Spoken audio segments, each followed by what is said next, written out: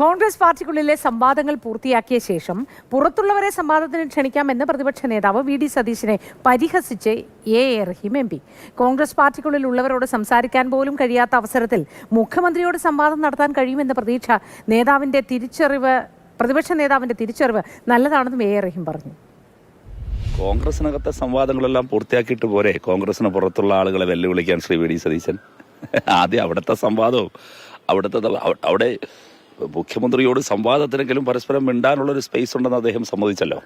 കോൺഗ്രസിനകത്ത് അദ്ദേഹത്തിന്റെ സഹപ്രവർത്തകരായ തത്തുല്യരായ നേതാക്കളിൽ എത്ര പേരോട് മിണ്ടാനെങ്കിലുമുള്ള സ്പേസ് ഉണ്ടെന്ന് ശ്രീ വി.ഡി. സതീശൻ വ്യക്തമാക്കണം. അപ്പോൾ അതുപോലും ഇല്ലാത്ത അദ്ദേഹത്തിന് മുഖ്യമന്ത്രിയെ സംസാരിക്കാനോ ചർച്ചയ്ക്കോ എല്ലാം വിളിക്കുന്നത് ഒരു ആശ്വാസമാണ്. അപ്പോൾ ആ ആശ്വാസത്തിൽ അദ്ദേഹം ശ്രമിക്കുന്നതുള്ളൂ. അദ്ദേഹത്തിനൊരിക്കലും കെ സുധാകരനുമായി ഒരു ചർച്ചയ്ക്കോ സംവാദത്തിനോ പറ്റില്ല. അദ്ദേഹത്തിനൊരിക്കലും കെ.സി. വേണുഗോപാലുമായും ഒരു ചർച്ചയ്ക്കോ സംവാദത്തിനോ ഒന്ന് കണ്ടാനോ മിണ്ടാനോ തന്നെ മനസ്സുകൊണ്ട് സാധിക്കില്ല.